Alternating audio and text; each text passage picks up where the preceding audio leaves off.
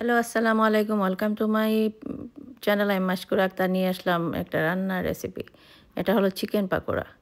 এটার জন্য আমি একটা চিকেন ব্রেস্ট নিয়ে ছোটো ছোটো পিস করে নিয়েছি। নিয়ে এটার মধ্যে আমি দিয়েছি একটা পেঁয়াজ কুচি করে নিয়েছি, বড় একটা পেঁয়াজ। অনেক মজাদার চিকেন পাকোড়া হয়। পুরো ভিডিও দেখবেন। পুরো ভিডিও না দেখলে বুঝতে পারবেন না আমি কীভাবে রান্না করি। অনেক মজাদার চিকেন পাকোড়া। এখানে আমি কাঁচামরিচ দিয়েছি কুচি করে, এখন আর ধনিয়া পাতা। তারপর এটার মধ্যে দেব চালের গুঁড়ো, হাফ কাপ চালের গুঁড়ো, হাফ কাপ ময়দা। চালের গুঁড়োটা একটু কম দিয়েছি, হাফ কাপ থেকে। তারপরে এখানে দিয়েছি 1 চামচ কর্নস্টার্চ, লবণ পরিমাণ মতো,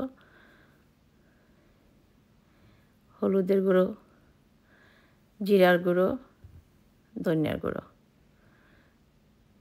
দিয়ে আমি এটা ভালোভাবে একটু পানি দিয়ে মাখিয়ে নেব। এখন আমি হাফ রান্না করব, হাফ ফ্রাই করব আর হাফ রেখে দেবো ফ্রিজে। মানে অনেকগুলো বানিয়ে ফেলেছি একসাথে।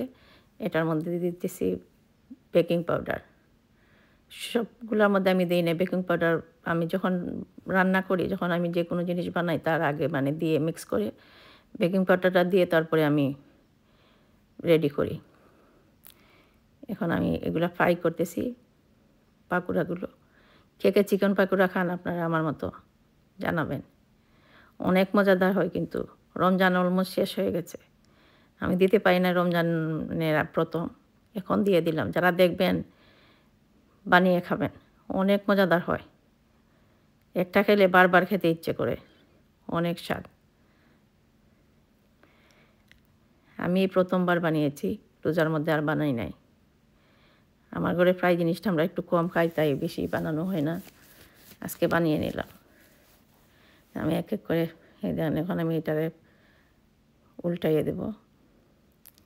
দেখতে কি লোভনীয়, খাইতে সেই স্বাদ, অনেক মজাদার। এখন আমি বেগুনি ফ্রাই করব।